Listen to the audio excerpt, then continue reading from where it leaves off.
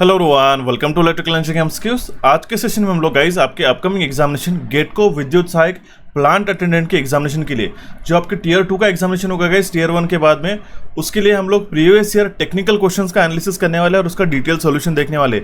ये जो आपका पेपर हुआ था प्लांट अटेंडेंट का जीएससीसीएल का, वो आपका हुआ था 19 जनवरी 2023 को, जिसकी शिफ्ट थी 9 से लेकर 11 बजे तक की शिफ्ट में पेपर कंडक्ट किया गया था। ठीक है, अब इसमें कितने क्वेश्चन है गाइस? 60 क्वेश्चन, क्योंकि अभी हमारा पैटर्न जो है चेंज हो चुका है इस साल से।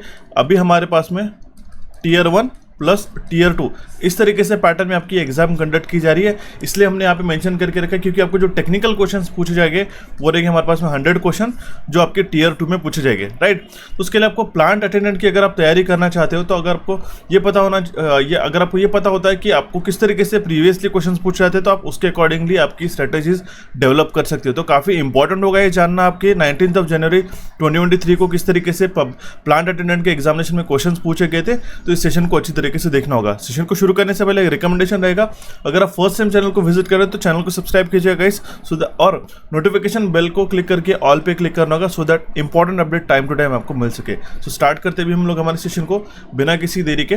देखिएगा, सबसे पहले अगर हम लोग बात करते हैं कि हमारे पास जो रिसेंटली जो गेटको के लिए हम लोग आपको कंटेंट प्रोवाइड करें, उसमें आता है हमारे पास में गेटको VSJE के लिए जूनियर इंजीनियर के एग्जामिनेशन के लिए मिल रहा है। ठीक है, अभी रिसेंटली मैं आपको एक बताना चाहता हूँ 11 तारीख को अगर प्लांट अटेंडेंट का किसका 23rd को पेपर होगा गाइस, तो मैं आपको रिकमेंड करूंगा कि जो रीजनिंग के क्वेश्चन पूछे गए थे 50 क्वेश्चन, ठीक है, दोनों भी शिफ्ट में मिला के 11 जून 2024 को अभी जो जेई का एग्जामिनेशन हुआ था उसमें शिफ्ट 1 और शिफ्ट 2 के जो भी क्वेश्चंस पूछे गए इसका कंप्लीट सेशन डिटेल सेशन हमने डाल के रखा है। काफ़ी इंपॉर्टेंट होगा गाइज, आपको प्लांट अटेंडेंट के लिए काफ़ी इंपॉर्टेंट रहने वाला है। ठीक है, किस तरीके से क्वेश्चंस पूछे गए थे हमने सारे एक्सप्लेन किए यहाँ पे। ठीक है, दूसरी बात आती है हमारे पास में गेटको VS प्लांट अटेंडेंट का जो प्रिपरेशन स्ट्रैटेजी था, किस तरीके से आपको तैयारी करना है, ये भी मैंने सेशन आपको प्रोवाइड करके रखा है। अगर आप जेई के लिए तैयारी कर रहे हो तो जेई का भी हमने प्रीवियस ईयर का पेपर जो है हमने ऑलरेडी अपलोड करके रखा है गाइज। ठीक है, 19 फरवरी 2023 का भी पेपर अवेलेबल है, उसको भी आप जाके देख सकते हो। सो स्टार्ट करते हैं हमारे सेशन को और देखते हैं हमारा सबसे पहला क्वेश्चन।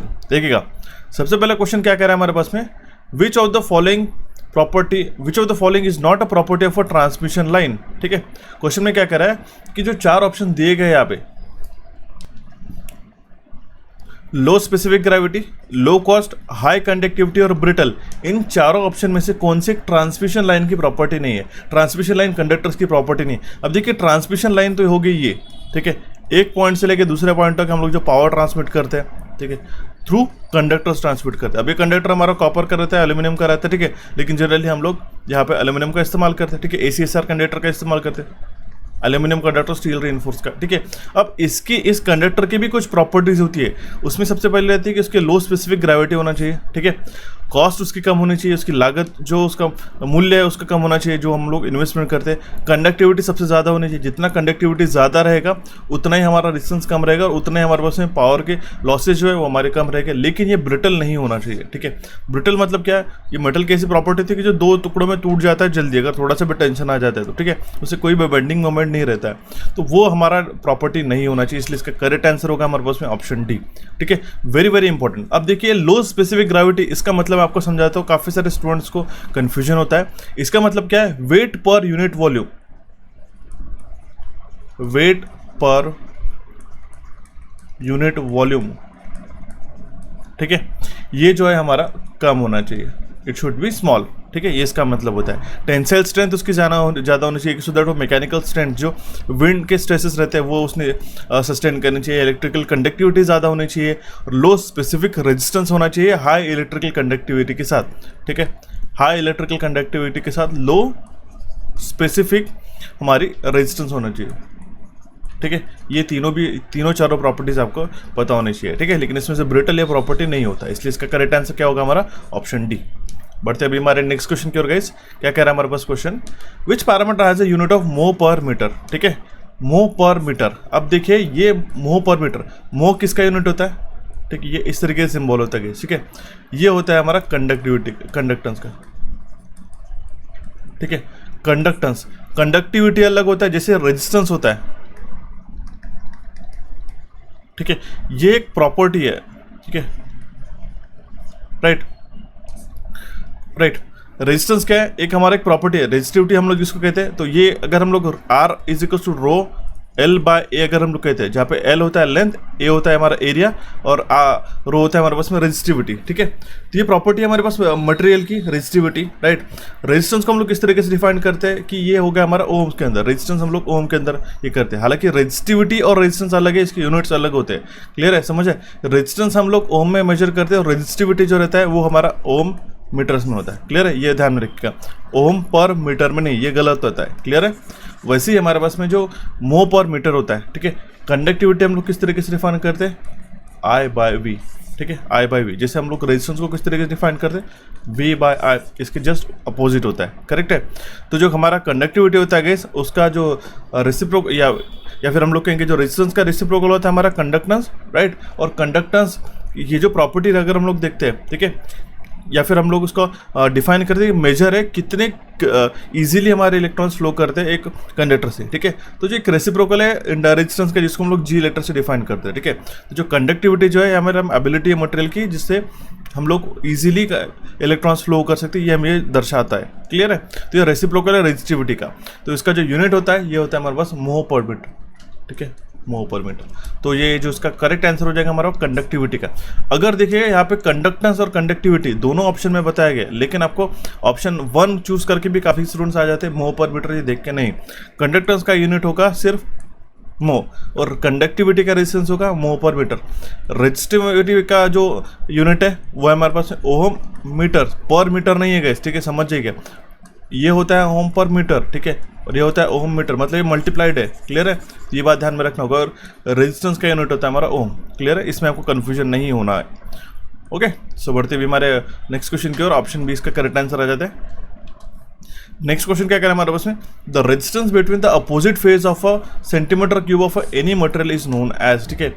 एक सेंटीमीटर क्यूब है, 1 सेंटीमीटर क्यूब, उसके जो अपोजिट फेसेस रहते हैं उसके बीच का रेजिस्टेंस हम लोग क्या करेंगे गाइस, ठीक है, सिंपल है, उसको हम रेजिस्टिविटी कहते हैं। रेजिस्टिविटी क्या है कि दो अपोजिट फेसेस है, मान लो एक नीचे का सरफेस है, ठीक है, और यहाँ पे ऊपर का ये फ्रंट सरफेस है। ये क्यूब है, सॉलिड क्यूब है, यहाँ से अगर हम लोग कनेक्शन कर दिए इसके बीच का जो रेजिस्टेंस होगा उसको हम लोग कहेंगे रेजिस्टिविटी, क्लियर है। ऑप्शन 20 का करेक्ट आंसर है। तीनों भी कॉन्सेप्ट एक ही क्वेश्चन, मतलब तीनों भी क्वेश्चन जो थे एक ही कॉन्सेप्ट के ऊपर आपके डिपेंडेंट थे।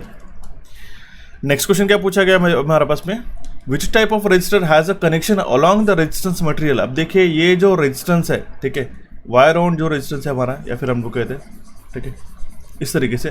तो यहाँ पे जो इसके मटेरियल है, ठीक है, हर टर्न पे जो है आपको यहाँ पे इसके कॉन्टैक्ट्स आपको दिखाई दे रहे हैं, ठीक है, इसको हम लोग एक्सेस कर सकते हैं, ठीक है। तो ये जो टाइप ऑफ रेजिस्टर है जहाँ पे अलॉन्ग द रेजिस्टेंस मटेरियल, ये इसके अंदर के मटेरियल है, वहाँ पे हर एक पॉइंट पे हमारे पास में कनेक्शन है, उसको हम लोग कहते हैं टैप्ड रेजिस्टेंस गाइस, ठीक है, टैप्ड रेजिस्टेंस। ये वेरिएबल रेजिस्टेंस का ऑप्शन यहाँ पे गलत हो जाएगा, ध्यान दीजिएगा। अलॉन्ग द रेजिस्टेंस मटेरियल अगर हम लोग बात करते हैं तो टैप्ड हमारा रेजिस्टेंस इसका करेक्ट आंसर होता है, क्लियर है। Option D will be the correct answer in this case. चलिए बढ़ते हैं हमारे नेक्स्ट क्वेश्चन की ओर गाइस। देखिएगा क्वेश्चन क्या कह रहा है हमारे पास में, find the equivalent Thevenin's resistance across the terminal L and M. ये टर्मिनल है हमारे पास एल और ये हमारे पास में एम। यहाँ पे जो वैल्यू बताई गई है ये हमारे पास 6 ओम्स है, ये 24 ओम है, और इसका इंटरनल रेजिस्टेंस है 2 ओम्स का। अब देखिए हमारे पास में वीटीएच और आरटीएच निकालने के लिए अगर हम लोग आरटीएच का वैल्यू निकालते हैं तो हमारा जो ओपन ये जो वोल्टेज सोर्स है उसको हम लोग शॉर्ट सर्किट कर देंगे, तो सर्किट क्या बन जाएगा हमारा इस तरीके से, ठीक है। अब आपके मन में ये डाउट आ रहा होगा कि सर यहाँ पे तो दो ही रेजिस्टेंस थे, एक 6 ओम का था और एक 24, लेकिन ये जो वोल्टेज का इंटरनल रेजिस्टेंस था वो भी हमें कंसिडर करना पड़ेगा। ये 2 ओम हो जाएगा, ये 6 ओम और ये आ जाएगा 24। ये हमारे पास टर्मिनल एल और ये है हमारे पास एम, क्लियर है। इसको सॉल्व कैसे करना है, सिंपल है। अब देखिए क्योंकि ये जो हमारा 2 ओम्स और ये 6 ओम हमारे सीरीज में, तो हम लोग इसको एक सिंगल रेजिस्टेंस में कन्वर्ट कर सकते हैं, क्लियर है। अब देखिए इसको हम लोग एक शॉर्ट सर्किट करके इसको डायरेक्टली 6 ओम में कर सकते हैं। अभी क्या हुआ कि 6 ओम और 24 ओम्स हमारे पास पैरेलल में, तो हम लोग क्या करेंगे 6 × 24 डिवाइड बाय 6 + 24 विच इज़ 30। 1 आ जाएगा 5 जा, ठीक है। और यहाँ पे एक सेकंड, यहाँ पे 6 नहीं, यहाँ पे 6 ऑलरेडी था, यहाँ पे आ जाएगा 8, क्लियर है गाइस, ठीक है। इस तरीके से मिस्टेक हो सकती है आपसे भी, तो प्लीज़ केयरफुल रहिएगा, okay. 8 × 24 upon 8 + 24, 8 + 24, okay, which is 32। 1 जा 4 जा 4 1 जा 4 4 6 जा 24। तो ऑप्शन बी इसका करेक्ट आंसर आ जाता है विच इज़ 6 ओम, क्लियर है। हमने इसको एडअप नहीं किया था, ओके, ये जो यहाँ का 2 ओम का रेजिस्टेंस है इसकी सीरीज में जाने के बाद ये एडअप हो जाता है और ये इसके पैरेलल में आता है। तो टर्मिनल एल और एम के बीच में जो इक्विवेलेंट रेजिस्टेंस आता है वो आएगा हमारे पास 6 ohm. Option B will be the correct answer in this case. Next question की ओर बढ़ते हैं, देखिएगा क्या क्वेश्चन पूछा जा रहा है। Which of the following parameters can be changed by a 2 winding transformer. ठीक है, 2 वाइंडिंग ट्रांसफार्मर, ठीक है, जिसमें एक प्राइमरी वाइंडिंग रहती है गाइस,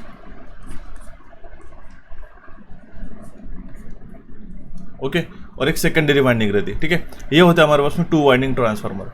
इसमें क्या होता है, इसमें हम लोग सेकेंडरी पावर ट्रांसफर चेंज करते क्या नहीं गए। ठीक है, देखिए यहाँ पे क्या है, पावर कांस्टेंट ही रहता है। ठीक है, एक तो हम लोग वोल्टेज को बढ़ाते हैं, ठीक है, करंट को कम करते हैं, या फिर करंट को बढ़ाते हैं, वोल्टेज को कम करते हैं, इस तरीके से होता है। ठीक है, लेकिन इसके अंदर कुछ प्राइमरी फ्रीक्वेंसी भी चेंज नहीं होता, लोड का पावर फैक्टर लोड पे ही डिपेंडेंट रहता है। ठीक है, सेकेंडरी पावर भी हम लोग चेंज नहीं करते। What we change is secondary voltage. Okay, secondary voltage अगर मान लो यहाँ पे 1100 वोल्ट है, तो अगर हमें स्टेप डाउन करना है, ठीक है, 440 वोल्ट पे हम लोग कर रहे हैं। ठीक है, ये क्या हुआ, हमने स्टेप डाउन कर दिया, वोल्टेज को चेंज किया। अगर आप फिर से हमारे पास 11 केवी का वोल्टेज है, अगर हमें 32 केवी पे करना है, अगर हम लोग 66 केवी 33 केवी पे अगर हमें करना होगा, ठीक है, तो हम लोग क्या कर रहे हैं कि इसको स्टेप अप कर रहे हैं। तो what we are changing is the secondary voltage. क्या हम लोग चेंज कर रहे हैं, सेकेंडरी वोल्टेज। क्लियर है, ऑप्शन बी इसका करेक्ट आंसर हो जाएगा हमारे पास।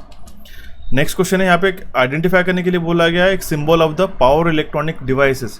यहाँ पे जो सिंबल बताया गया है, अगर आपको इसकी लिस्ट चाहिए होगी तो हमारे इंस्टाग्राम पे चैनल को फॉलो कर सकते हैं। उस पर हमने एक पोस्ट डाल के रखी है, 1 से 2 पोस्ट, जहाँ पे वो सारे जो सेमीकंडक्टर डिवाइसेस है उसके सिम्बॉल्स नोटेशन टर्मिनल्स के साथ में हमने आपको प्रोवाइड करके रखा है। ठीक है, तो ये जो सिम्बॉल यहाँ पे दिखाया गया है, ये है हमारा गेट टर्न ऑफ, ये जो है हमारा गेट टर्न ऑफ थायरिस्टर। ठीक है, ऑप्शन सी इसका करेक्ट आंसर आ जाएगा।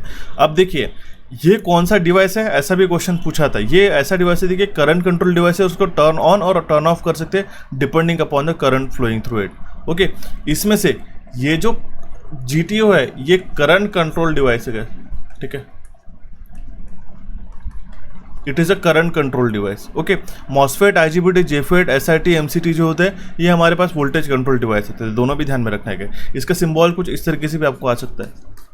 ठीक है, ये इस तरीके से एक डायोड बन जाता है, यहाँ पे इस तरीके से लाइन आती है, ये भी एक हमारा एक गेट टर्मिनल में से जो लाइन आती है ना, तो वो भी हमारा एक गेट टर्न ऑफ थायरिस्टर हम लोग उसको डिफाइन करते हैं। ठीक है, ऑप्शन सी इसका करेक्ट आंसर आ जाता है।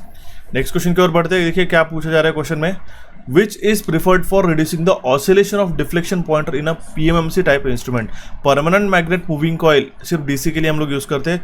तो ये जो टाइप ऑफ इंस्ट्रूमेंट है इसमें जो ऑसिलेशंस होते हैं पॉइंटर के, ठीक है, ये जो ऑसिलेट करता है उसको डैम्प आउट करने के लिए कौन सा हम लोग जो डैम्पिंग यूज़ करते हैं, ठीक है, वो हमें पूछा गया। तो हम लोग एडी करंट डैम्पिंग हम लोग इसके अंदर इस्तेमाल करते थे। ये सारे क्वेश्चन जो हमने ऑलरेडी पढ़ा के रखे गए, ठीक है, काफ़ी इंपॉर्टेंट क्वेश्चन था, अलग अलग सेशन में वहाँ से आपको क्वेश्चन पूछे जा रहे हैं एज इट इज़। और ये सारे क्वेश्चन हमने कोई ना कोई सेशन के अंदर डेफिनेटली डिस्कस किए हैं। ठीक है, अगर आप रेगुलर वॉच करते हो हमारे सेशंस को, तो आपको सारे क्वेश्चन ईजी लग रहे होंगे। क्लियर है, तो जो हमारे पास में मैकेनिज्म्स रहते हैं, एक तो रहता है एडी फ्रिक्शन, फ्लूइड फ्रिक्शन और एडी करंट डैम्पिंग रहता है। तो PMMC इंस्ट्रूमेंट्स के अंदर जो डैम्पिंग टॉर्क प्रोवाइड किया जाता है वो एडी करंट डैम्पिंग के थ्रू प्रोवाइड किया जाता है due to the presence of permanent magnet. ठीक है, परमानेंट मैग्नेट के कारण हम लोग एडी करंट डैम्पिंग का यहाँ पे इस्तेमाल करते हैं।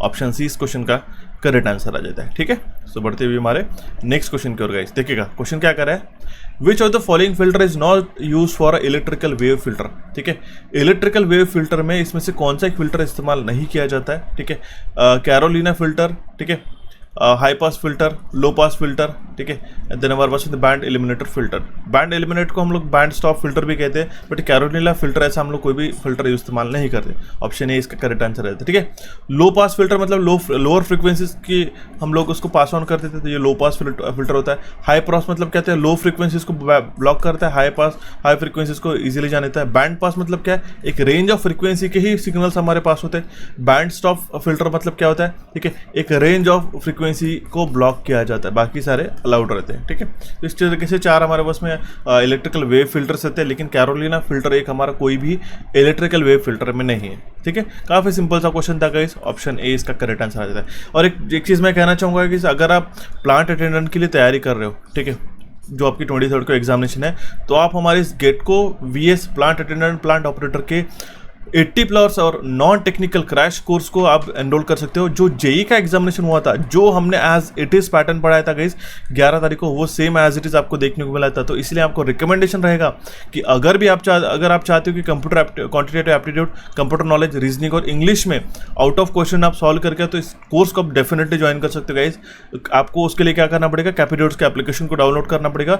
PA60 कूपन कोड को लगा के जो ऑफर प्राइस है इसका 2499, वो आपसे 999 के अंदर हम लोग चारों भी सब्जेक्ट्स की तैयारी कर सकते हो। काफ़ी इंपॉर्टेंट है और प्रूवन रह चुका कोर्स है गाइस आपके एग्जामिनेशन के लिए, ठीक है। तो आप जरूर इसको लो अच्छी तरीके से आज से प्रिपेयर कर सकते हो। ऐसा नहीं कि आपके पास ये कवर अप नहीं हो पाएगा, तो आप आज से भी इसकी तैयारी कर सकते हो। और उसके बाद अगर आप चाहते हो कि Tier 2 के लिए भी आपकी तैयारी करना शुरू करना है, तो हमारे पास जो Tier 2 का डेडिकेटेड कोर्स है गाइस, कंप्लीट इलेक्ट्रिकल कोर्स, इसको आप ज्वाइन कर सकते हो प्लांट अटेंडेंट के एग्जामिनेशन के लिए, जो आपको Tier 2 को सिलेक्शन दिलाने के लिए काफ़ी मदद करेगा गाइस, ठीक है। इसके अंदर हमने 3D पावर प्लांट के सेशन हमने इंक्लूड करके रखा है, थ्योरी है, क्वेश्चंस, कॉन्सेप्ट, टेबल्स और चार्ट्स है, जैसे इंपॉर्टेंट टेबल्स और चार्ट अभी मैंने बताया था आपको, ठीक है, कि आपने ये देखा कि इसमें कौन से डैम्पिंग होता है। तो ये क्वेश्चन, ठीक है, इसके जुड़े हुए जितने भी इंस्ट्रूमेंट्स है, तो सिर्फ हम लोग एक टेबल के अंदर कवर करते गए, समझ रहे हो, ठीक है। एक टेबल और आपका इससे जुड़े बाकी सारे क्वेश्चन कवर अप होते हैं, तो इसलिए आपको रिपीटेटिव क्वेश्चन करने की जरूरत नहीं पड़ती है। ये होता है हमारे स्पेशल टेबल्स एंड चार्ट, ठीक है।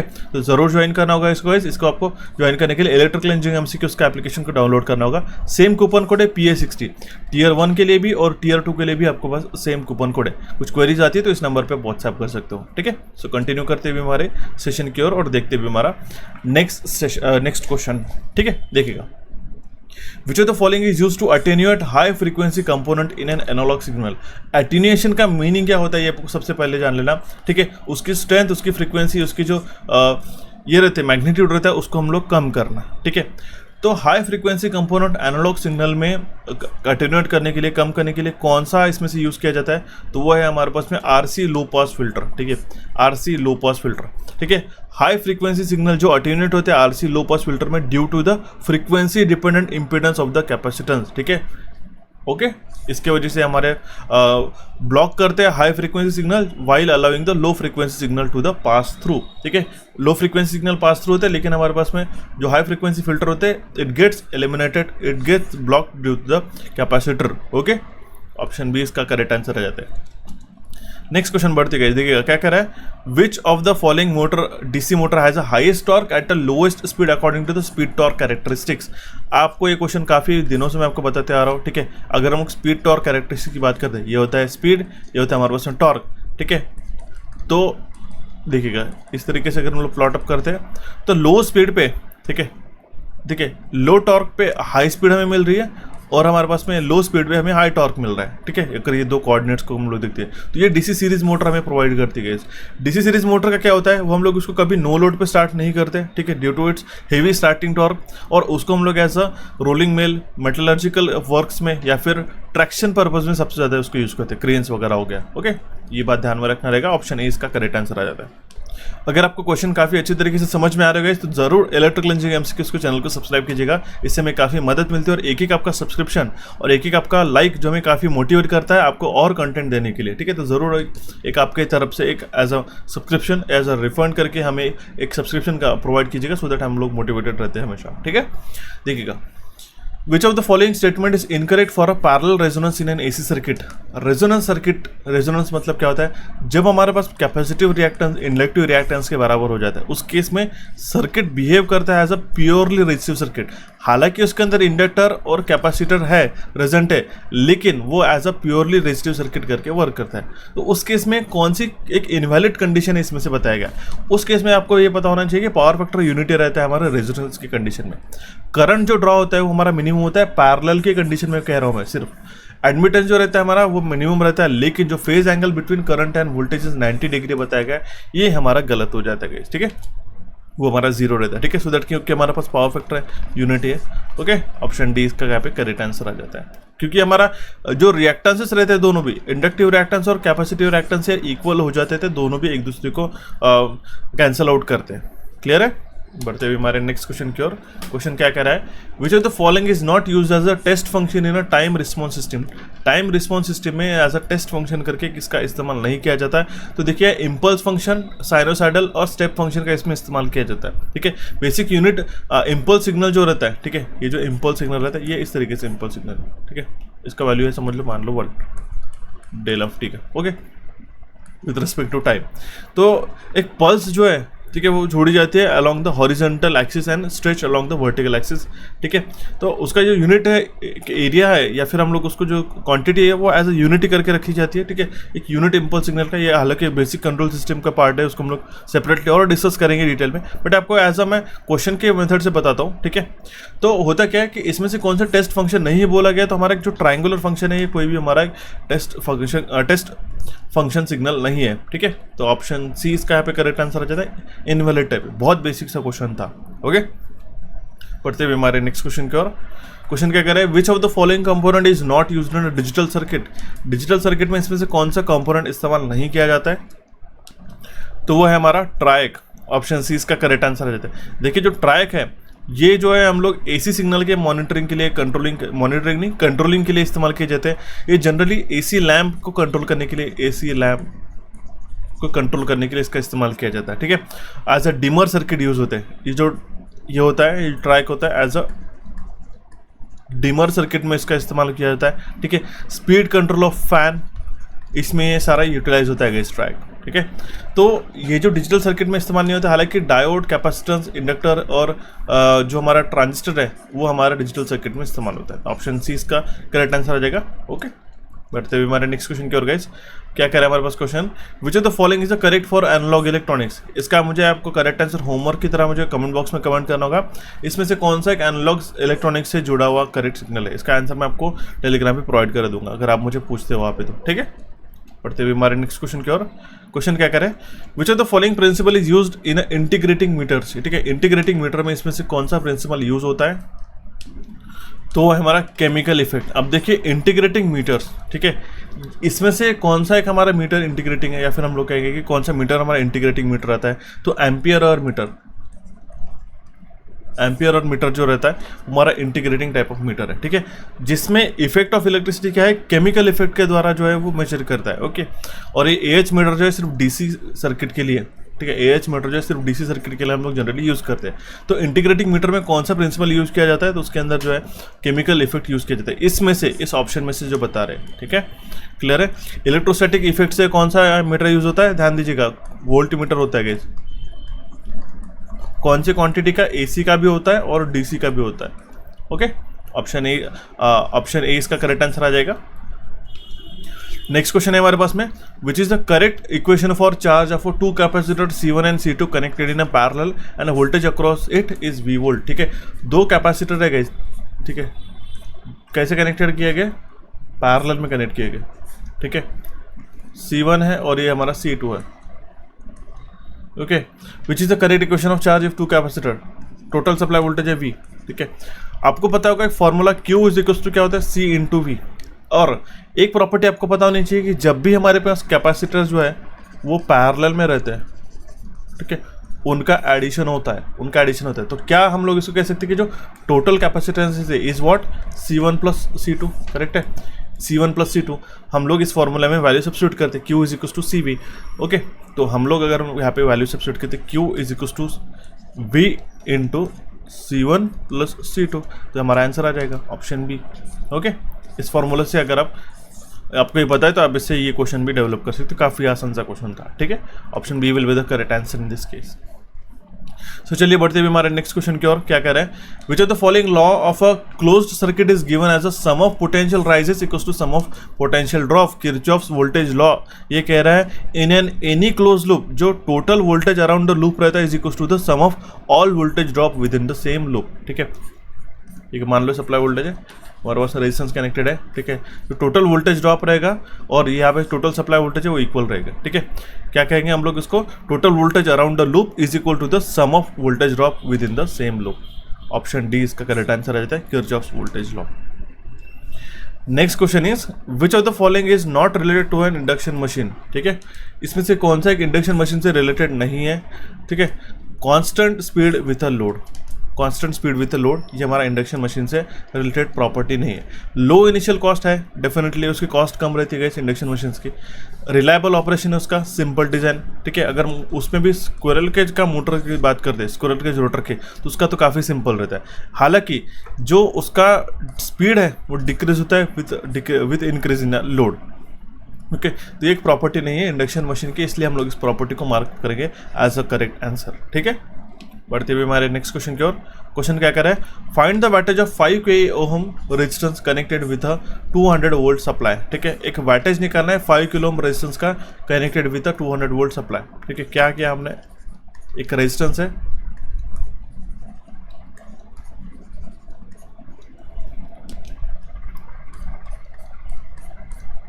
ये 200 वोल्ट सप्लाई है, 5 k का रेजिस्टेंस है, ठीक है। पावर निकालने के लिए हम दो फॉर्मूले लिखते हैं, एक तो रहता है हमारे पास में I²R या फिर P इज इक्वल टू क्या रहता है V²/R, ठीक है।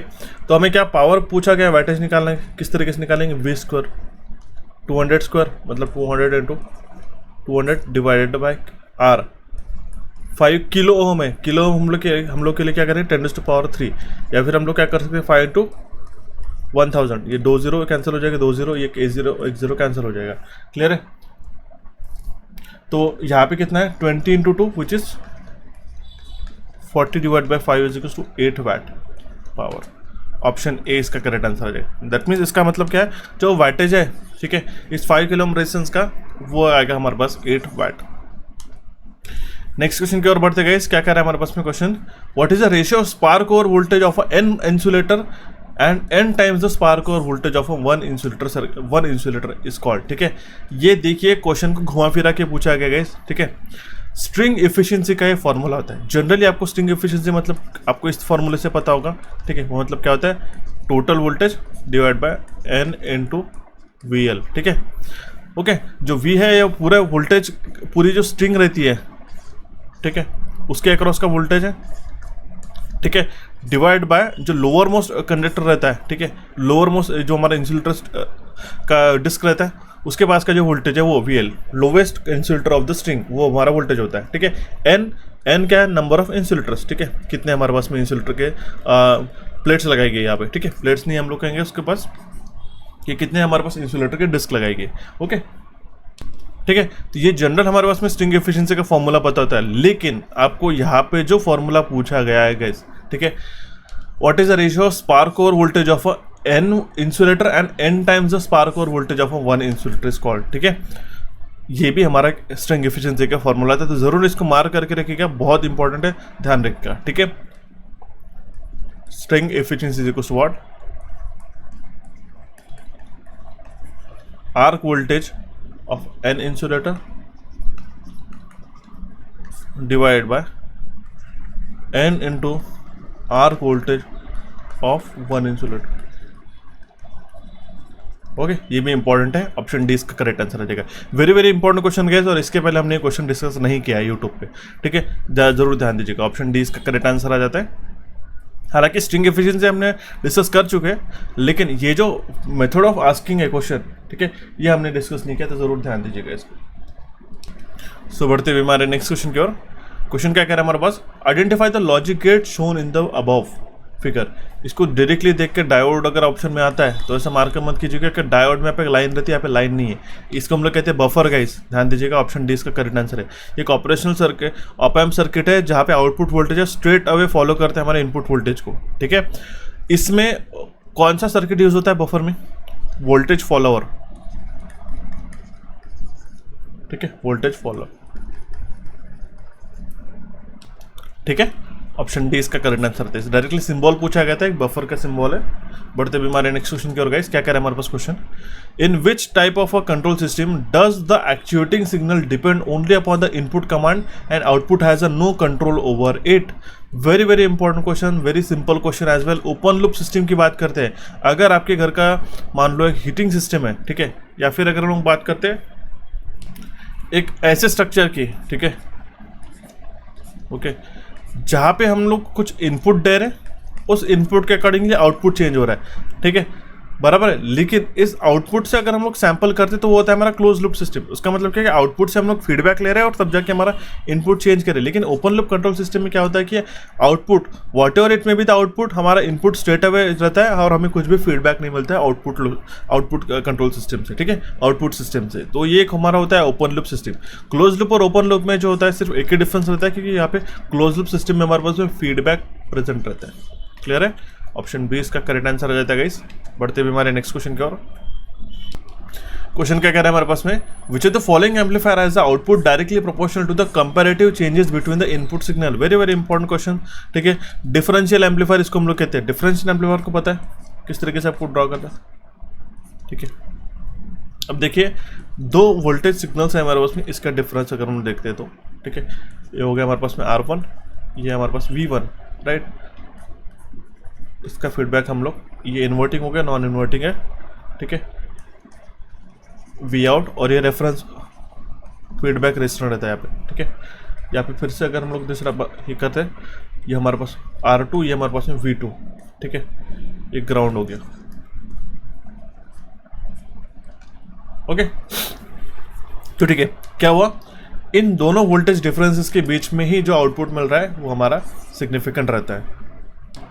और ये जो डिफरेंशियल एम्पलीफायर रहता है, ये एम्पलीफाई करता है difference between the two signals received at the input. ये जो दो इनपुट सिग्नल्स है V1 V2, इन दोनों के डिफरेंस का जो आउटपुट है वो हमें आउटपुट में देखने को मिलता है। इसका वी आउट का भी इक्वेशन आपको ध्यान में रख लीजिएगा गाइस, अगर पूछा गया गलती से तो ये क्या होता है, minus RF/R1 in bracket V2 minus V1, ठीक है, बराबर है, ध्यान दीजिएगा।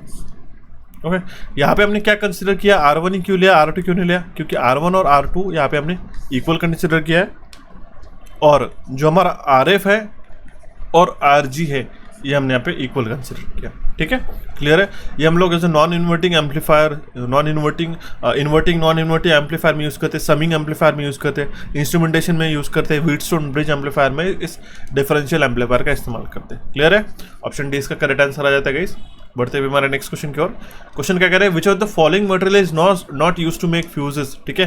तो पैलेडियम जो है ये हम लोग फ्यूज को बनाने के लिए यूज नहीं करते, ठीक है, सिंपल सा क्वेश्चन है, ऑप्शन सी इसका करेक्ट आंसर आ जाता है, ठीक है। बढ़ते हुए हमारे नेक्स्ट क्वेश्चन की ओर guys, 1 second. Which of the following statement is correct for a digital computer over an analog computer, ठीक है। इसमें से कौन सा स्टेटमेंट करेक्ट है डिजिटल कंप्यूटर के जुड़े हुए over the analog computer. Analog computer को हम लोग कंपेयर करते हैं, ठीक है। अगर हम लोग देखिए, अगर हम लोग डिजिटल कंप्यूटर को कंपेयर करते हैं ओवर द एनालॉग कंप्यूटर, तो इसमें से कौन सा स्टेटमेंट करेक्ट है, तो वो है हमारे पास digital computer is based on the counting operation, discrete signals पे वो वर्क करता है। ध्यान दीजिएगा, डिजिटल सिग्नल या फिर डिस्क्रीट सिग्नल के ऊपर वर्क करता है, ठीक है। डिस्क्रीट सिग्नल में क्या आता है, 0 एंड 1, एक तो हाई या फिर लो, ठीक है, इस तरीके से पल्स देखा होगा। तो ये हमारे पास डिस्क्रीट सिग्नल हो गए, ये हमारा कंटिन्यूस एनालॉग सिग्नल हो गया, ठीक है। तो वर्क करते हैं काउंटिंग ऑपरेशन के ऊपर डिजिटल कंप्यूटर। क्लियर है? ऑप्शन बी इसका करेक्ट आंसर आ जाता है। सो बढ़ते हुए हमारे नेक्स्ट क्वेश्चन की ओर। क्वेश्चन क्या करेगा इस हमारे पास में, which of the following line circuit uses 3 phase and 4 wire system. 3 phase में आता है हमारे पास में R Y B, 4 वायर मतलब क्या आता है, एक तो रहता है हमारे पास न्यूट्रल, ठीक है, 3 फेजेस और एक न्यूट्रल, टोटल वायर कितने होंगे, 4 वायर, ठीक है। तो ये हम लोग डिस्ट्रीब्यूशन सिस्टम में यूज़ करते हैं, लो वोल्टेज डिस्ट्रीब्यूशन सर्किट में हम लोग इसका इस्तेमाल करते हैं, जनरली सेकेंडरी डिस्ट्रीब्यूशन में, जहाँ पे हमारे पास में 3 ट्रांसमिशन टावर के ऊपर 3 कंडक्टर्स रहते हैं फेज के, एक रहता है हमारे पास न्यूट्रल। तो अगर हमें घर पे अगर सप्लाई चाहिए रहता तो हम लोग क्या करते, एक न्यूट्रल और एक इस तीनों में से फेज हम लोग इसको सिलेक्ट करते हैं। और ऐसा नहीं कि आपने कोई भी फेज सिलेक्ट कर लिया, डिपेंड करता है अथॉरिटीज़ के ऊपर आपका कि कौन से फेज पे ज़्यादा लोडिंग है या फिर कम लोडिंग है। इक्वल लोडिंग के लिए आपको प्रॉपर जो है, आपको पर फेज से आपको लोडिंग दिया जाता है, आपको सप्लाई जो है वो प्रोवाइड किया जाता है, ठीक है, सप्लाई मीन्स के थ्रू। ऑप्शन ए इसका करेक्ट आंसर आ जाता है गाइस। बढ़ते हुए हमारा नेक्स्ट क्वेश्चन की ओर। क्वेश्चन क्या कह रहा है, which of the following material is used to make the filaments of the lamp. इनमें से कौन सा मटेरियल फिलामेंट को बनाने के लिए इसका इस्तेमाल किया जाता है, तो मुझे कमेंट बॉक्स में कमेंट करके बताइए इस क्वेश्चन का आंसर, ठीक है, ओके। नेक्स्ट क्वेश्चन है हमारे पास में, विच is the oldest member of and the head of the family of power electronics devices, ठीक है, which of the oldest member and the head of the power electronics device family. Oldest member की बात करते हैं, सबसे पहला आया था हमारे पास में SCR, ठीक है, सिलिकॉन कंट्रोल रेक्टिफायर हम लोग इसको कहते हैं, ठीक है। ये तो हो गया हमारे पास में जनरल डायोड, डायोड को हम लोग इस तरीके से ड्रॉ करते हैं, ठीक है। यहाँ पे अगर हमने यहाँ पे गेट लगा दिया, ठीक है, ये हो गया हमारे पास में SCR, ठीक है, ये हो गया हमारे पास एनोड और ये हमारे पास में कैथोड, ओके। तो जो हमारा SCR रहता है, ये पावर इलेक्ट्रॉनिक्स डिवाइस फैमिली का सबसे ओल्डेस्ट मेंबर है, silicon control rectifier. Option C will be the correct answer in this case. बढ़ते हुए हमारे नेक्स्ट क्वेश्चन की ओर गाइस। क्वेश्चन क्या कह रहा है हमारे पास, charge of a 6.28 into 10⁻18 electrons is known as a charge of a 6.28 into 10⁻18 electron, it is known as a 1 coulomb. Option D will be the correct answer in this case. Okay, very simple question. Next question is, which of the following is correct for a semiconductor material? Semiconductor material को हम लोग किस में लाई करते हैं, ऐसा material, देखिए semi plus conductor मतलब कि क्या, ना तो वो कंडक्टर है ना तो वो एक इंसुलेटर है, उसकी जो प्रॉपर्टी लाई करती है between conductor and insulator, right. तो उसमें से क्या होता है गाइस कि जो हमारा जो कंडक्शन बैंड है वो ऑलमोस्ट हमारा एम्प्टी रहता है। क्लियर है, काफ़ी सिंपल सा क्वेश्चन है। ऑप्शन ए इस क्वेश्चन का करेक्ट आंसर रहता है। देखिएगा, इंसुलेटर की बात करते हैं तो जो फॉरबिडन बैंड है काफ़ी ज़्यादा रहता है, सेमीकंडक्टर में हमारे इससे कम रहता है, और यहाँ पे कंडक्टर के केस में, ठीक है, कंडक्टर में ओवरलैप रहता है कंडक्शन और हमारे पास वैलेंस बैंड में। दैट मीन्स काफ़ी कम एनर्जी, ना के बराबर एनर्जी लगती है हमारे पास में to jump the electrons from valence band to conduction band, directly conductivity conduct करता है। सेमीकंडक्टर के अंदर क्या होता है, डोपिंग होता है gas, depending on the doping हमारा वो सेमीकंडक्टर वर्क करता है कि उसके अंदर कितना कंडक्टिविटी होना चाहिए, ठीक है। क्लियर है, देखिए वैलेंस बैंड है वो ऑलमोस्ट फिल्ड रहता है एंड सेमीकंडक्टर जो कंडक्शन बैंड है ऑलमोस्ट एम्प्टी रहता है, तो जो एनर्जी गैप है बिटवीन द वैलेंस बैंड और conduction band is very small. Clear है, ऑप्शन ए इसका करेक्ट आंसर आ जाता है। चलिए बढ़ते हुए हमारे नेक्स्ट क्वेश्चन की ओर। क्वेश्चन क्या कह रहा है हमारे पास में, one second, which of the following instrument is suitable for measuring the current voltage and power. इनमें से कौन सा जो इंस्ट्रूमेंट है सुटेबल है for measuring current voltage and power, तो वो है हमारे पास इलेक्ट्रोडायनामिक, ठीक है। इलेक्ट्रोडायनामिक AC और DC वोल्टेजेस और उसके जनरली वाटमीटर्स में भी इसका इस्तेमाल किया जाता है, ठीक है, डायनामिक इंस्ट्रूमेंट्स का। वेरी वेरी इंपॉर्टेंट और यूनिकली डेवलप किया गया था। ऑप्शन सी इसका करेक्ट आंसर है गाइस। चलिए बढ़ते हुए हमारे नेक्स्ट क्वेश्चन की ओर। क्वेश्चन क्या करें, which of the following is not N application of Kirchhoff's law. देखिएगा, क्वेश्चन काफी इंपॉर्टेंट है। Which of the following is not N application of Kirchhoff's law. ये कह रहे हैं किरचॉफ्स लॉ का उसमें से कौन सा एप्लीकेशन नहीं है, तो हाई फ्रीक्वेंसी AC सर्किट में इसका इस्तेमाल नहीं करता है। सुपरपोजिशन में इसका इंपॉर्टेंट है गाइस, नोडल वोल्टेज मेथड में ब्रांच करंट को डिटर्मिनेशन के लिए इंपॉर्टेंट होता है, ओके, लेकिन हाई फ्रीक्वेंसी AC सर्किट में इसका इस्तेमाल नहीं होता है। सिंपल सा इसका लिमिटेशंस है, ओके। ऑप्शन बी इसका करेक्ट आंसर आ जाता है। नेक्स्ट क्वेश्चन की ओर मूव ऑन करते हैं। क्वेश्चन क्या करें, which of the following produces the same property और characteristics in either direction of polarity. ये सर्किट होता है हमारा बायलैटरल सर्किट। आपको यूनिलैटरल और बायलैटरल सर्किट मैंने डिटेल में पढ़ाया गया। यूनिलैटरल सर्किट मतलब क्या है कि करंट जो है सिर्फ एक ही डायरेक्शन में फ्लो होता है, जैसे कि हमारे पास डायोड और ट्रांजिस्टर हो गए। वही अगर हम लोग बायलैटरल सर्किट की बात करते हैं तो रेजिस्टेंस हो गया हमारे पास में, इंडक्टेंस हो गया, कैपेसिटेंस, दोनों करंट में फ्लो करने से भी सेम बिहेव करते हैं, ठीक है। तो इसलिए हम लोग उसको कहते हैं बायलैटरल सर्किट। ऑप्शन सी इसका करेक्ट आंसर आ जाता है। Very very simple question. Next question is, the characteristics curve that shows the relation between dash is also known as a mechanical characteristics of a DC motor. Very very important question, same question मैंने आपको पढ़ा के रखा है guys. जो speed torque characteristics होता है, ठीक है, एंटी कैरेक्टरिस्टिक्स होती है हमारे पास मैकेनिकल कैरेक्टरिस्टिक्स, और टॉर्क वर्सेस आर्मेचर करंट, ठीक है, टॉर्क वर्सेस आर्मेचर करंट, ये जो कैरेक्टरिस्टिक्स रहती है इसको हम लोग कहते हैं इलेक्ट्रिकल कैरेक्टरिस्टिक्स। क्लियर है, ऑप्शन सी इसका करेक्ट आंसर आ जाता है गाइस। बढ़ते हुए हमारे नेक्स्ट क्वेश्चन की ओर। क्वेश्चन क्या कह रहा है, which of the following is not N application of micro processor. इसमें से कौन सा एक एप्लीकेशन नहीं है माइक्रो प्रोसेसर का, तो वह हमारा moving ion meter. Option A will be the correct answer in this case, ठीक है। माइक्रो प्रोसेसर का एक एप्लीकेशन नहीं है बोल रहे हैं। Frequency synthesisers, function generator, digital millimetres, इसके अंदर हम लोग माइक्रो प्रोसेसर का इस्तेमाल करते हैं। माइक्रो प्रोसेसर इसका मतलब ये नहीं कि कंप्यूटर का आपका माइक्रो प्रोसेसर, वो कोई भी स्केल पे रह सकता है, ठीक है। आपकी वॉच क्यों ना हो, उसमें भी एक छोटा सा माइक्रो प्रोसेसर होता है। जो डिजिटल वॉचेस आप यूज करें उसमें भी एक छोटा माइक्रो प्रोसेसर होता है। तो क्या हम लोग मूविंग आयन मीटर में इस्तेमाल करते हैं क्या, नहीं। काफी सिंपल सेल्फ एक्सप्लेनेटरी एक क्वेश्चन था, ठीक है, आप इसको पढ़ते आंसर कर सकते थे, ठीक है। पढ़ते हुए हमारे नेक्स्ट क्वेश्चन की ओर गाइस। क्वेश्चन क्या कह रहा है, what is the octal equivalent of decimal number 33। 33 का जो ऑक्टल इक्विवेलेंट क्या है ये हमें पूछा गया, ठीक है। 33 को हम लोग डिवाइड करते हैं, ठीक है, 8 से, ठीक है। तो 8 4 जा 32, रिमाइंडर है हमारे पास में 1, फिर से हम लोग 8 से डिवाइड करें तो ये हो पाएगा डिवाइड, ठीक है, नहीं हो पाएगा, ठीक है। तो हम लोग इसको बॉटम अप अप्रोच लगाते तो इसका आंसर क्या आ जाएगा 41, सिंपल है, ऑप्शन सी इसका करेक्ट आंसर रहता है। काफ़ी क्विकली मैंने बताया गया इस आपको, लेकिन अगर आप चाहते हो कि ये डिजिटल नंबर सिस्टम का पूरा एक्सप्लेनेशन और एक फ्री सेशन तो हमारे कैपिटल्स के एप्लीकेशन के ऊपर प्रोवाइड किया, मैंने आपको उसका एक थंबनेल दिखा देता हूँ, उसको आप जाके जरूर देखिएगा, ठीक है। ये आपको सेशन में रिकमेंड कर रहा हूँ नंबर सिस्टम का। इसमें आपको decimal conversion, binary number system और decimal number system, hexadecimal and octal number system का एक्सप्लेनेशन के साथ आपको कन्वर्जन में हमने एक्सप्लेन किया, तो जरूर इसको जाके देखिएगा, काफ़ी इंपॉर्टेंट है। इसकी लिंक आपको डिस्क्रिप्शन बॉक्स में प्रोवाइड कर देता हूँ, अगर आप नहीं मिलता है तो मुझे कमेंट बॉक्स में आप पूछ सकते हो, ठीक है। चलिए बढ़ते हुए हमारा नेक्स्ट क्वेश्चन की ओर गाइस। इसमें सेम अगेन 2 बार क्वेश्चन पूछे गए थे नंबर सिस्टम कन्वर्जन के ऊपर, ये भी सेम आपको यहाँ पे देखने को मिलेगा। 0.01100 का जो हमें पूछा गया decimal equivalent of the binary, ठीक है। ये बाइनरी इक्विवेलेंट है, नंबर सिस्टम बताया गया, बाइनरी नंबर्स बताए गए, इसको हमें डेसिमल में कन्वर्ट करना है। सिंपल है, कन्वर्ट करने के लिए हमें अब देखिए यहाँ पे डेसिमल पॉइंट से राइट हैंड साइड मूव करना होगा, तो 2 के नेगेटिव पावर से इसको मल्टीप्लाई करना पड़ेगा। देखिए 0.11000 is equal to what 2 into 2 into 2 raise to power -1 into 1 plus 2 raise to power -2 into 1, फिर से अभी हम लोग क्या करेंगे plus 2 raise to power -3 into 0 plus 2 raise to power -4 into 0 plus 2 raise to power -5 into 0। But obvious है इसको लिखने की भी ज़रूरत नहीं थी, ठीक है, ये ऑलरेडी 0 से मल्टीप्लाइड है तो ये सारे 0 थे, 0 हो जाएगा। इसका अगर आप सोल्यूशन निकालते तो इसका आंसर आ जाता है 0.75, सिंपल है, ऑप्शन सी इसका करेक्ट आंसर आ जाता है। तो ये था हमारा decimal equivalent of this binary number, okay. चलिए बढ़ते हुए हमारे नेक्स्ट क्वेश्चन की ओर।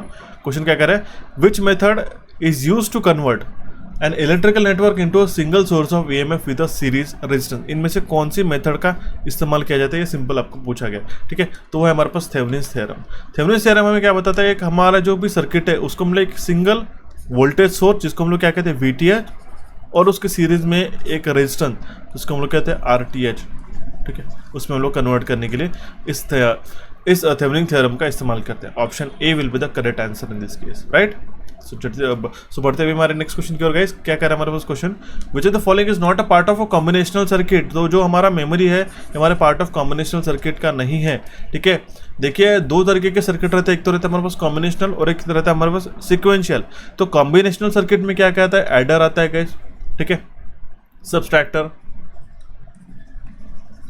सब्ट्रैक्टर आता है, मल्टीप्लेक्सर, ठीक है, मल्टीप्लेक्सर आता है, डीकोडर आता है, एनकोडर आता है। इसके एग्जांपल ध्यान दीजिएगा क्योंकि पूछे जाते हैं। मैं देखिए एक चीज़ आपको बताता हूँ, मुझे सेशन कवर अप करने के लिए जितना मैं आपको एक्सप्लेन करता हूँ एक क्वेश्चन को उतना ही एक्सप्लेन करके मैं मूव ऑन कर सकता हूँ, लेकिन क्योंकि मुझे पास्ट एक्सपीरियंसेस है कि कैसे कैसे क्वेश्चंस पूछे गए थे, तो उसी के अकॉर्डिंगली मैं आपको एडिशनल डेटा प्रोवाइड करते रहता हूँ। वो डेटा एज आपको सिर्फ नॉलेज के लिए नहीं रहता गया, वो क्वेश्चन बन के पूछ जाता है, इसलिए आपको उसको ध्यान में रखना रहेगा। ये बात मेरी ध्यान से रखिए, समझिएगा, क्लियर, कि जो कि क्योंकि एग्जाम्पल्स पूछे गए इसलिए मैंने आपको बताया, ठीक है, और ये इंपॉर्टेंट है, इसको इग्नोर बिल्कुल भी नहीं करना है, ठीक है, कहीं भी सेशन को आपको स्किप आउट नहीं करना होगा।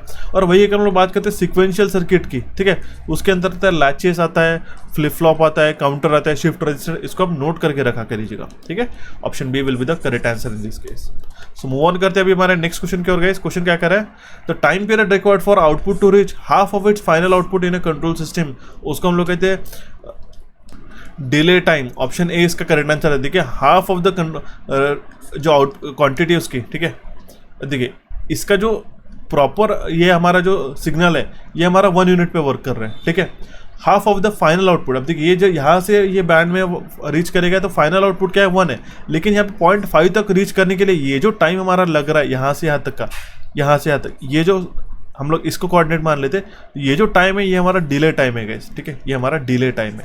ऑप्शन ए इसका करेक्ट आंसर आता है। साथ ही साथ आपको जो राइज टाइम है वो कितना आता है, ठीक है, वो आपको पता होना चाहिए, ठीक है। सेटलिंग टाइम क्या होता है, मैक्सिमम ओवरशूट क्या होता है, पूरा कंट्रोल सिस्टम के अंदर हमने उस जो हमारा टियर 2 का कोर्स है गाइस उसके अंदर सेम हमने पढ़ा के रखा है, जरूर उसको आपको ज्वाइन करके उसको प्रिपरेशन स्टार्ट करना होगा। Very very important course it is, right.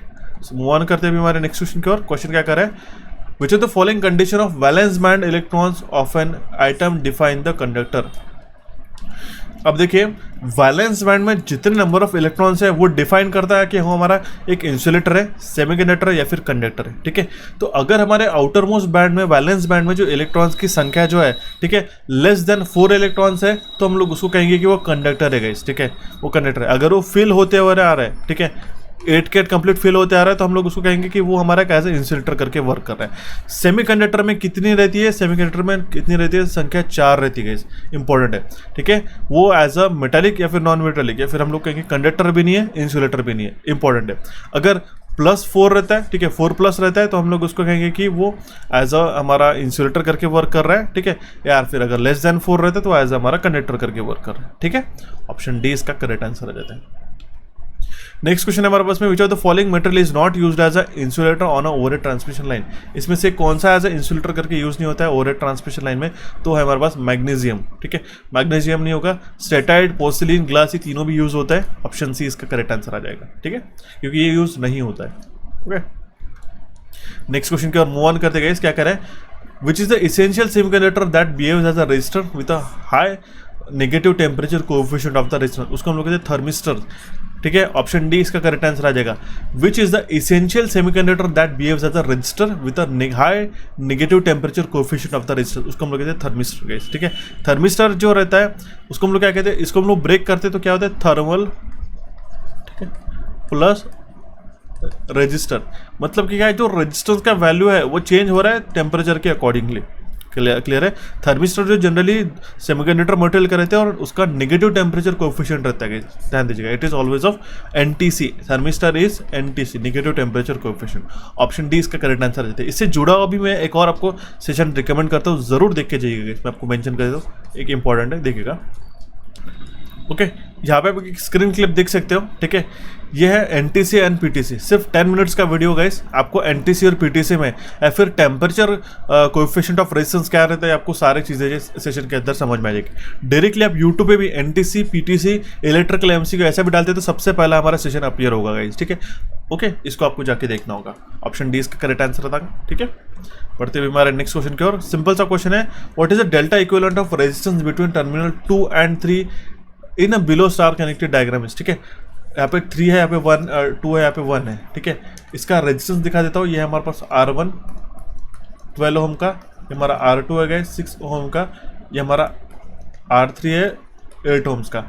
किसके बीच में कहा है, टर्मिनल 2 and 3 के बीच में, ठीक है, 2 and 3 के बीच में जो डेल्टा इक्विवेलेंट रेजिस्टेंस रहेगा वो कितना रहेगा, ये हमें पूछा गया है, ठीक है। सिंपल सा क्वेश्चन है, जरूर आप सॉल्व कीजिएगा। आई होप आपको ये सभी को आता है। अगर नहीं आता है, यहाँ से अगर आपको इश्यूज आ रहे तो मुझे डेफिनेटली टेलीग्राम पे पूछिएगा, मैं आपको इसका सोल्यूशन प्रोवाइड कर दूंगा। आप इसको अटेम्प्ट जरूर कीजिएगा, उतना ही आपका प्रैक्टिस हो जाएगा। फिलहाल मैं आपको इसका करेक्ट आंसर बताता हूँ, लेकिन एज अ सॉल्व जरूर कीजिएगा इसको, ओके। ऑप्शन ए इसका करेक्ट आंसर आ जाता है। सो मूव ऑन करते हुए हमारा नेक्स्ट क्वेश्चन क्या और क्वेश्चन पूछा जा रहा है, which of the following method is not used for the measurement of 3 phase power. 3 phase power के मेजरमेंट के लिए इसमें से कौन सी मेथड नहीं इस्तेमाल की जाती है, तो 4 वाट मीटर मेथड ऐसी कोई भी हम लोग मेथड नहीं करते। सिंगल वाट मीटर मेथड से भी हम लोग 3 फेज पावर को मेजर कर सकते हैं अगर वो बैलेंस्ड है तो, ठीक है। 2 वाट मीटर मेथड का हम लोग जनरली इस्तेमाल करते ही करते हैं, और 3 वाट मीटर मेथड से भी हम लोग 3 वाट मीटर मेथड से भी हम लोग उसको मेजर कर सकते हैं, लेकिन 4 wattmeter method is not generally used for a measurement of a 3 phase power. Simple सा क्वेश्चन था। बढ़ते हुए हमारे नेक्स्ट क्वेश्चन की ओर, और इससे जुड़ा एक थ्योरम रहता है ब्लॉन्डेल्स थ्योरम, ठीक है। वो हमें क्या बताता है कि अगर हमें n फेस पावर को मेजर करना होगा, मान लो 3 फेस पावर को मेजर करना होगा, तो हमारे पास n-1, ठीक है, n-1 मतलब क्या, 2 वाट मीटर्स की रिक्वायरमेंट रहेगी, ठीक है। ये हमारा ब्लॉन्डेल्स थ्योरम बताता है, ये भी काफ़ी इंपॉर्टेंट है।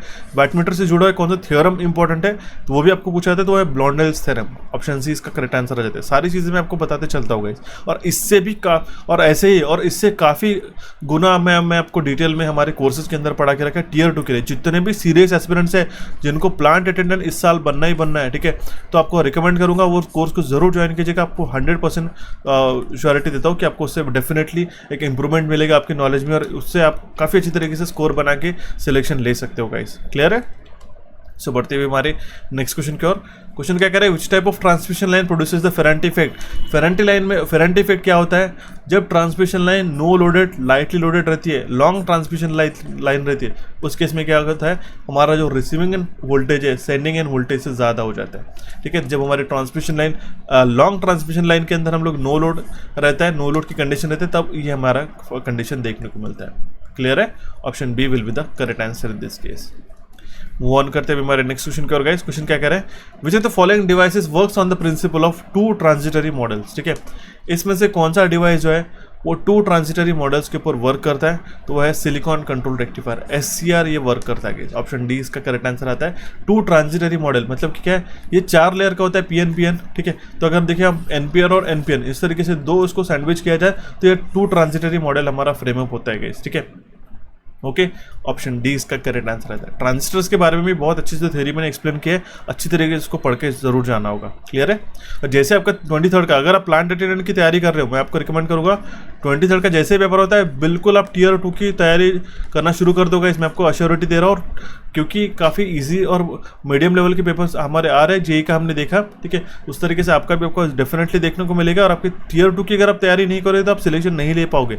सो डोंट वेट, आपकी प्रिपरेशन जरूर शुरुआत कीजिएगा। ठीक है, अब देखिए यहाँ पे R1 और R2 का रेजिस्टेंस यहाँ पे हमारे पास दिया गया है 20 और 40 ओम का। ठीक है, इक्विवेलेंट रेजिस्टेंस क्या होगा, सिंपल है, दोनों भी पैरेलल में जुड़े हुए। ओके, क्योंकि यहाँ पे ग्राउंड कनेक्टेड है सेम, तो हम लोग इसको कहेंगे कि एक कॉमन ग्राउंड से कनेक्टेड है। तो इस तरीके से सर्किट होने के बाद हम लोग किस तरीके से करते हैं, 20x40 पैरेलल इक्विवेलेंट के लिए 20x40 अपॉन 20 + 40 विच इज 60, 1 ज़ा 3 ज़ा। ठीक है, 40 divide by 3 which is 13.33 ohm. Option B will be the correct answer in this case. Next question की ओर मूव ऑन करते हैं। Which of the following is not an feature of microprocessor. Microprocessor का इसमें से कौन सा feature नहीं है, हाई कॉस्ट। ठीक है, ये वर्साटाइल है, एक्सट्रीमली रिलायबल है, लो पावर कंजम्पशन इसके अंदर, लेकिन इसकी कॉस्ट जो है काफ़ी हाई है, इसलिए हम लोग इसको करेंगे ऑप्शन डी मार्क। ठीक है, it is not a feature of micro processor.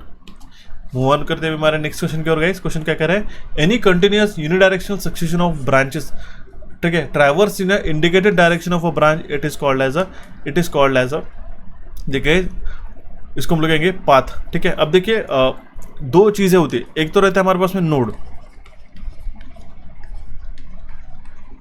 और एक तो रहता है हमारे पास में ब्रांच। ठीक है, नोड क्या है, it has only outgoing branches जिसमें हम लोग इनपुट मोड में वर्क करते हैं। ठीक है, या फिर हम लोग उसको कहेंगे कि जिसमें इनकमिंग और आउटगोइंग ब्रांचेस रहते हैं वो मिक्स नोड में रहते हैं। ब्रांच में क्या है कि एक हमारा एक सेगमेंट होता है, ठीक है, जो दो नोड को ज्वाइन कर सकते हैं। ठीक है, क्लियर है, तो ये जो पाथ होता है एक हमारे continuous unidirectional succession of branches का अलॉन्ग विच जहाँ पे कोई भी नोड पास मोर देन वंस नहीं है। क्लियर है, ये बात ध्यान में रखना होगा। तो ऑप्शन बी इसका करेक्ट आंसर है, it is known as a path. Okay, next question की ओर मूव ऑन करते गए। क्वेश्चन क्या कह रहा है, MCT as an improvement over a dash with a pair of dash to switch the current. ठीक है, तो एमसीटी का फुल फॉर्म क्या होता है, मॉस कंट्रोल थायरिस्टर। ठीक है, एक हमारा पावर स्विच है जहाँ पे हमारे पास मॉस गेट रहते हैं for turn on and turn off, तो एक इंप्रूवमेंट है ओवर द थायरिस्टर। एंड इसमें कौन सी प्रॉपर्टी, इसमें क्या यूज़ किया जाता है, इट इज़ इसमें हमारा मॉसफेट यूज़ किया जाता है, metal oxide semiconductor field effect transistor to switch the current. Okay, option B इसका करेक्ट आंसर आ जाता है। सो चलिए बढ़ते हुए हमारे नेक्स्ट क्वेश्चन की ओर गए। क्वेश्चन क्या करें, which of the following is not a type of electrical engineering material. ठीक है, इसमें से कौन सा एक टाइप नहीं है इलेक्ट्रिकल इंजीनियरिंग मटेरियल का, तो है हमारे पास सेमी इंसुलेटर। ठीक है, ऐसे सेमी इंसुलेटर सुना क्या, नहीं, सेमी कंडक्टर रहता है, semi insulator. Magnetic conductor dielectric ये type of electrical engineering material है, इसका भी मैंने डेडिकेटेड सेशन आपको प्रोवाइड करके रखा है। ठीक है, मूव ऑन करते हैं अभी हमारा नेक्स्ट क्वेश्चन की ओर। Which of the following is an application of power electronics. ठीक है, इसमें से कौन सा एक एप्लीकेशन है पावर इलेक्ट्रॉनिक्स का, तो है हमारा इन्वर्जन। वेरी वेरी इंपॉर्टेंट है। क्यों मैं कह रहा हूँ, क्योंकि आपने एक चीज़ सुनी होगी, high voltage DC transmission HVDC systems के अंदर क्या होता है कि हमारे पास में एक जगह रेक्टिफायर यूनिट रहता है, ठीक है, और एक जगह हमारे पास इन्वर्टर यूनिट रहता है। ठीक है, तो इससे हम लोग डीसी को कन्वर्ट करते हैं। हालांकि यहाँ पे एसी जनरेशन और एसी में यूटिलाइजेशन होता है, लेकिन हम लोग जो ट्रांसमिट करते हैं वो डीसी पावर होता है। तो उस केस में पावर इलेक्ट्रॉनिक्स का काफ़ी बड़ा एक रोल प्ले होता है। फैक्ट्स कंट्रोलर जो रहते हैं, ठीक है, यूपीएस वगैरह जो रहते हैं, ठीक है, जो एडजस्टेबल स्पीड ड्राइव्स रहते हैं, उसके अंदर जो हमारा पावर सेमीकंडक्टर डिवाइसेस का काफ़ी एक यूज़ होता है। ठीक है, ये भी बात आपको जाननी होगी। क्लियर है, ऑप्शन ए इसका करेक्ट आंसर आ जाता है। मूव ऑन करते हुए हमारे नेक्स्ट क्वेश्चन की ओर। क्वेश्चन क्या करें, which are the following instrument continuously store the variation of an electrical quantity over a particular time span. तो वो हमारा रिकॉर्डिंग इंस्ट्रूमेंट रहता है, ठीक है। एक्स वाई चार्ट जो रहता है वो हमारा प्रॉपर, ठीक है, एक जो ग्राफ है विथ रिस्पेक्ट टू टाइम वो रिकॉर्ड करता है, तो वो हमारा रिकॉर्डिंग इंस्ट्रूमेंट में आता है। इंटीग्रेटिंग एब्सोल्यूट इंस्ट्रूमेंट और इंटीग्रेटिंग में नहीं होगा, ध्यान दीजिएगा। इंटीग्रेटिंग और रिकॉर्डिंग इंस्ट्रूमेंट में आपको फर्क पता होना चाहिए, ओके। इंटीग्रेटिंग में आता है H meter, energy meter, kilowatt, ampere और मीटर, ठीक है। लेकिन रिकॉर्डिंग मीटर में अगर लोग बात करते हैं, ठीक है, जैसे स्ट्रिप चार्ट रिकॉर्डर हो गया, तो वो एक हमारा रिकॉर्डिंग इंस्ट्रूमेंट्स में आता है, ओके। नेक्स्ट क्वेश्चन है हमारे पास में, क्वेश्चन पूछा गया which are the following terms is related to the termination of an execution of an program to return control to the operating system. इसको हम लोग कहते हैं अबॉर्ट, ठीक है। अबॉर्ट करना मतलब क्या है, जो प्रोसेस चल रही है उसको स्टॉप करना है। इसी को हमने यहाँ पे, इसी को जो है जो बताया गया है क्वेश्चन फ्रेम करके, वो इस तरीके से पूछा गया है कि which are the following term is related to the termination of an execution of program, ठीक है। मतलब एक प्रोग्राम एग्जीक्यूट हो रहा है, उसका टर्मिनेट हो रहा है, उसको स्टॉप हो रहा है, to return control to the operating system, ठीक है। मतलब ऑपरेटिंग सिस्टम वहाँ से कंट्रोल टेक ओवर कर रही है, कंट्रोल कर रही है इस पॉइंट को, वहाँ पे हमने अबॉर्ट की अगर मान लो कमांड दे के रखी, ठीक है, तो वो प्रोग्राम जो भी एग्जीक्यूट हो रहा है वो उसको स्टॉप हो जाएगा, ठीक है, सिंपल है। नेक्स्ट क्वेश्चन पूछा गया, what is called if the system has a some roots with a real part equal to the zero but none with a positive real part, ठीक है। कोई भी पॉजिटिव रियल पार्ट नहीं, लेकिन जो रियल पार्ट है इक्वल टू जीरो है, तो उस सिस्टम को हम लोग कहेंगे मार्जिनली स्टेबल सिस्टम गाइस, ठीक है। ध्यान दीजिएगा, एक तो रहते हैं हमारे पास में एब्सोल्युटली स्टेबल, मार्जिनली स्टेबल, ठीक है, मार्जिनली अनस्टेबल और एब्सोल्युटली अनस्टेबल, ठीक है। उसके अकॉर्डिंगली जो उसके रूट्स लाई करते हैं वो आपको पता होना चाहिए। कंट्रोल सिस्टम का क्वेश्चन पूछा गया था, ठीक है। Option A will be the correct answer in this case. Next question is which of the following specification of a transformer is related to the voltage regulation। इसमें से कौन सा एक स्पेसिफिकेशन है ट्रांसफार्मर का, वो रिलेटेड है हमारे वोल्टेज रेगुलेशन से, वो हमारा इम्पीडेंस पर परसेंट, ठीक है, इम्पीडेंस पर यूनिट और परसेंट, ठीक है, परसेंट कनेक्टेड चाहिए था। सर्कुलेशन टाइप, कूलिंग मीडियम और ये शेप ऑफ ट्रांसफार्मर में मैटर नहीं करेगा, सिंपल सा गैस, आप आंसर आसानी से कर सकते हो, ठीक है। जो परसेंटेज चेंज होता है output voltage from no load to full load, उसको हम लोग कहते हैं voltage regulation of a transformer, clear है। Next question is which parameter is equals to the PR raised to the power 1/2, PR raised to the power 1/2, जहाँ पे P जो है पावर है वाट में और R जो है हमारा रेजिस्टेंस है, ठीक है। P इज इक्वल्स टू क्या होता है, ठीक है, वो होता है हमारे पास में I² R, ठीक है। अगर हम लोग बात करते हैं और पावर से दूसरे पावर मेथड्स की V² बार, जो मैंने स्टार्टिंग में आपको क्वेश्चन कवर किया था, ठीक है। तो क्या होगा गाइस, अगर हम लोग P इंटू R करते तो ये हो जाएगा हमारा V², ये जो स्क्वायर रूट है, ठीक है, या फिर टेकिंग स्क्वायर रूट करते हैं, तो या फिर हम लोग कहेंगे इस स्क्वायर को हम लोग यहाँ पे लेके जाते हैं लेफ्ट हैंड साइड, तो क्या हो जाएगा under root of P into R is equals to V। Under root of P into R को ऐसा भी लिख सकते हैं, या फिर P into R raise to the power 1/2 into V, ऐसा भी लिख सकते हैं। ये किसके बराबर है, वोल्टेज के बराबर है, सिंपल है। ऑप्शन सी इसका करेक्ट आंसर था। काफ़ी अच्छे से डेवलप किया गया क्वेश्चन है, ठीक है, मैं ज़रूर अप्रिशिएट करूंगा इस क्वेश्चन को। ऑप्शन सी इसका करेक्ट आंसर था।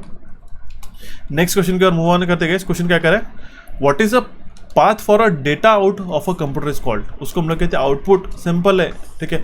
डेटा आउटपुट जो रहता है कंप्यूटर का, उसको हम लोग क्या कहेंगे, आउटपुट, ठीक है, सिंपल सा क्वेश्चन था। Option B will be the correct answer in this case. तो ये थे गाइस हमारे कंप्लीट 60 क्वेश्चन जो रिसेंट प्रीवियस ईयर में पूछे गए थे। अगर आप डेडिकेटली VS प्लांट अटेंडेंट की तैयारी कर रहे हो तो पहले टियर 1 के अच्छी तरीके से क्लियर कर लोगे। जो 23rd की आपके एग्जामिनेशन है उसके लिए आपको इस कोर्स को जरूर ज्वाइन करना चाहिए। मैं 100% रिकमेंड करूंगा, आप 100% एश्योरिटी के साथ इस पेपर को क्लियर करके आओगे, ठीक है। कैपिट्यूड्स के एप्लीकेशन को जाके डाउनलोड करके इसको ज्वाइन करना होगा और आपका डेडिकेटेड आपका टारगेट है प्लांट अटेंडेंट को क्लियर करना का। तो आपको टियर 2 की भी तैयारी करनी होगी 23rd के बाद में, 23 जून के बाद, क्योंकि आपका टियर 1 का एग्जामिनेशन तब हो जाता है। तब उसके लिए भी आप इस कोर्स को आप एनरोल कर सकते हो। सेम कूपन कोड है PA60।